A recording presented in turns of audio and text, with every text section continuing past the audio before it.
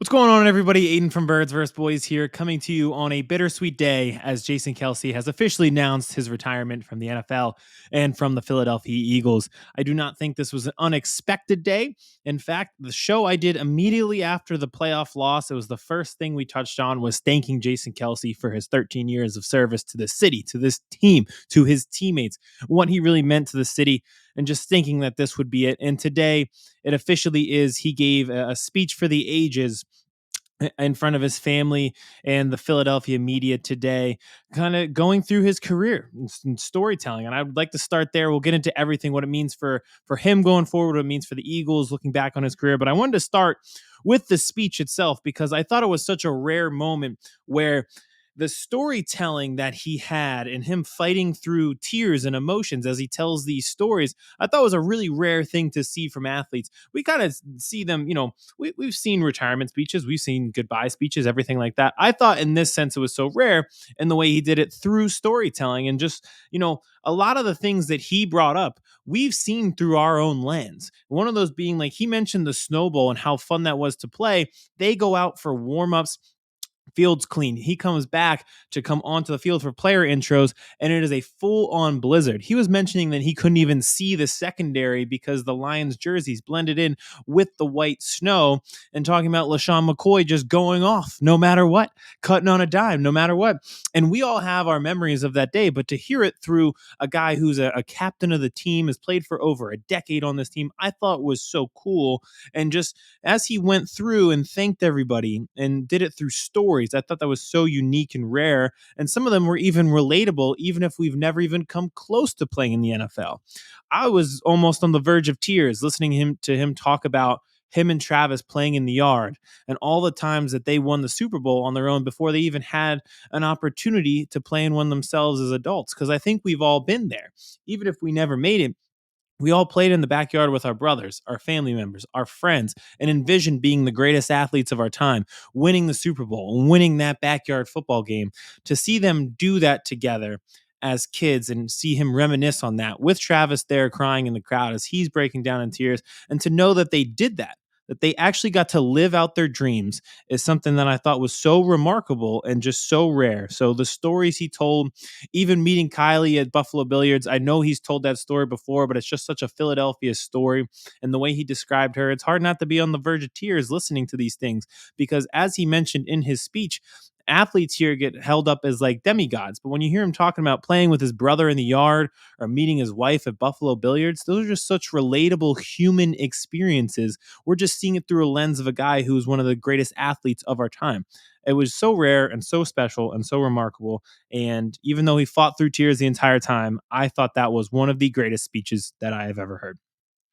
So, what does this mean for Jason Kelsey's career? This goes without saying. It's obvious. He's going to the Hall of Fame. He's getting his number retired from the Eagles. He's going to have a gold jacket there in Canton 5 years from now. It is going to be unanimous. A six-time All-Pro. You think about things now, it's really hard for things to last half a decade. He was a stable force for over a decade. This year, he was one of the best centers in the game. Even as he left, like he left at his peak. And we talked about that. We were like, if he came back, he would still be in the prime of his career, and he'd stayed healthy throughout that time. I thought that was such a underrated aspect of his career is there were a lot of times where you'd see him come up limping and be gimpy and kind of come off or look like he sprained an ankle or got his knee rolled up on or something like that. And he just fought through it time and time again.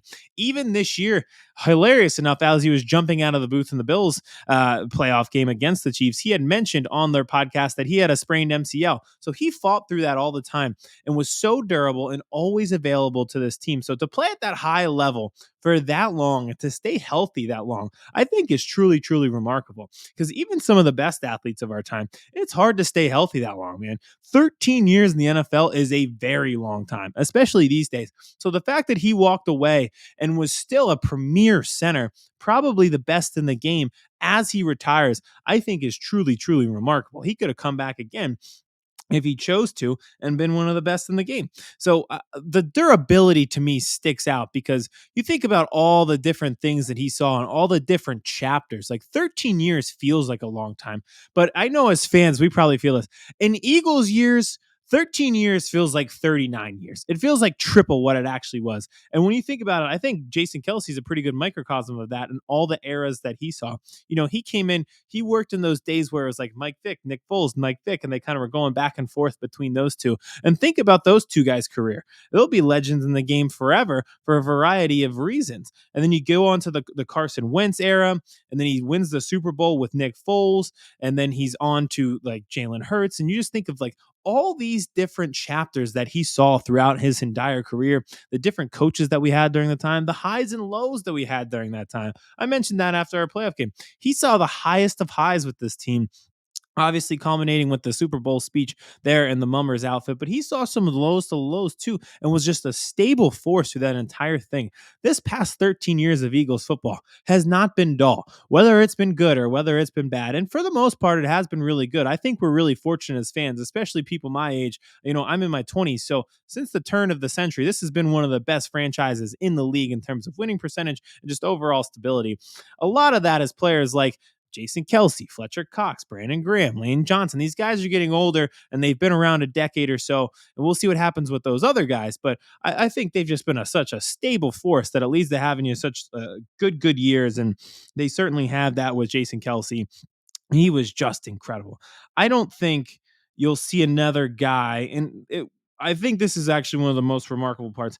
The game is getting better in terms of athletes. Athletes are getting better in terms of speed, uh, freakish athletic ability. Like you turn on the combine, you see offensive linemen running 4.4s, 4.5s.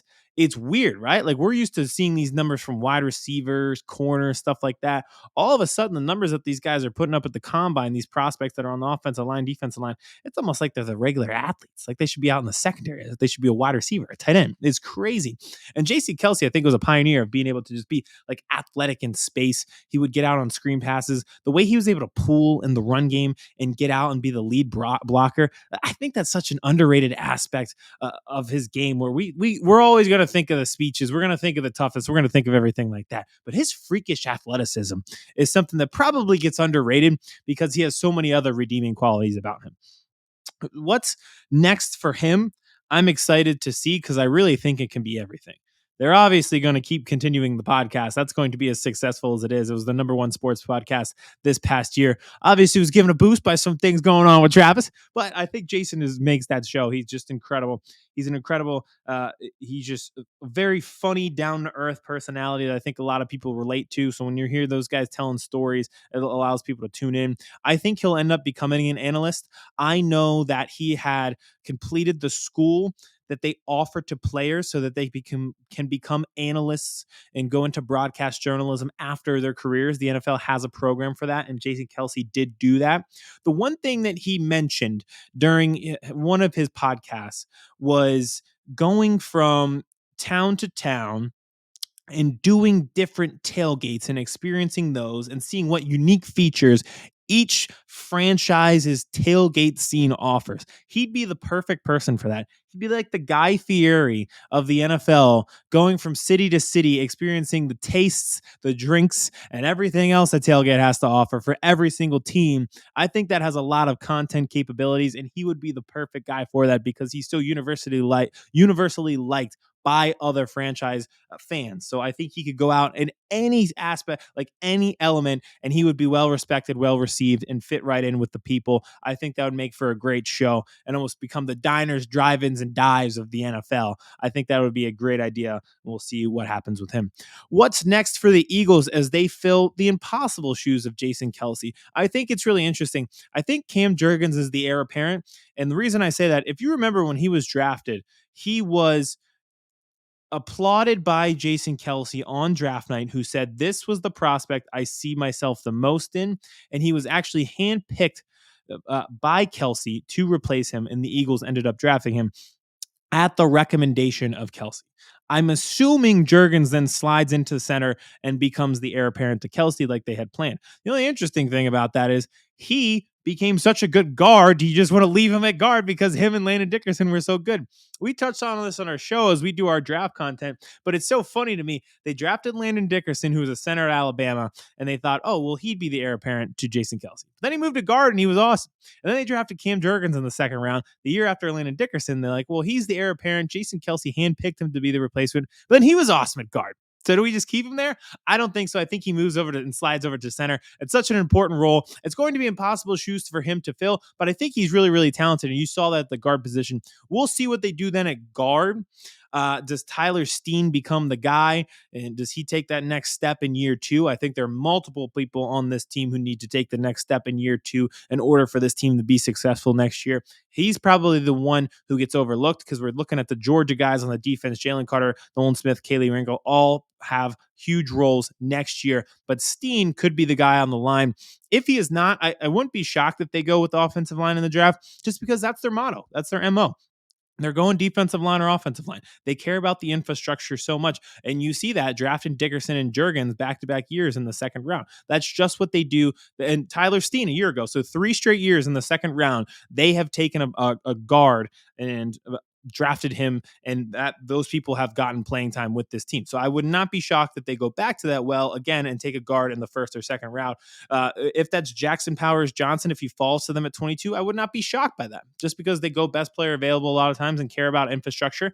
So if he falls to them, I would not be shocked if they go there. I wouldn't be shocked if they just go Tyler Guyton and find the heir apparent to Lane Johnson to tackle and go back to the Oklahoma well and figure it out with him and let him sit a year while Johnson plays. And then we do the same kind of cycle with Lane Johnson that we just had with Jason Kelce. None of that would shock me.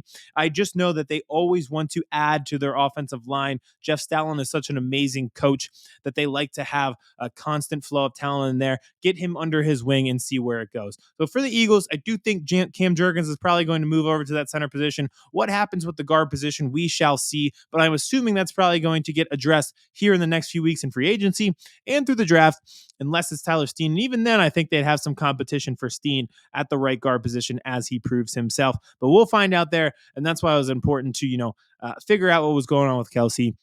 He was allowed to take as much time as he needed. It is well-deserved. Every minute of that speech was well-deserved by them. He could be still sitting up there right now, hours later, telling stories, and I think we'd all still be captivated as we were captivated for the last 13 years. So I just want to say thank you to him because I think the last thing I'll say, I'm not saying that it's easy to play in Philadelphia, but I would show every athlete the speech of Zach Ertz and Jason Kelce as they left the city and what the city meant to them and what those players meant to the city. Because those guys weren't 100% successful in their careers. They had ups, they had downs. They were part of losing seasons. They were part of bad losing seasons. Times where we were really frustrated with the team, 2015, 2020, but they were always there. They always worked their ass off, even when things went wrong, and they were accountable. Some of the best athletes in the city have never won a title for the city. Allen Iverson, Brian Dawkins, and right now Bryce Harper has not landed a championship for the city yet. But we love them, we adore them, and we respect them forever because of the heart and soul that they put into their game through work and accountability. That's all it takes here. That's all it's ever taken here. And Jason Kelce embodied that every single week for 13 years. Thank you, Jason Kelce, for everything that you provided the city and what you'll continue to provide, because I know you'll be moral support from here till kingdom come. So thank you to him. Incredible career. Congratulations is well deserved. And then some. One of the greatest to ever do it. A surefire Eagles Hall of Famer and pro NFL Hall of Famer. We'll be back this week. We'll be talking draft content. Obviously, this gets more and more interesting. Both of our offensive lines on the Eagles and the Cowboys have a lot going on with it. So how do we address that? We'll be back with some mock drafts, with some prospect breakdowns. But for now, signing off, congratulations to Jason Kelce.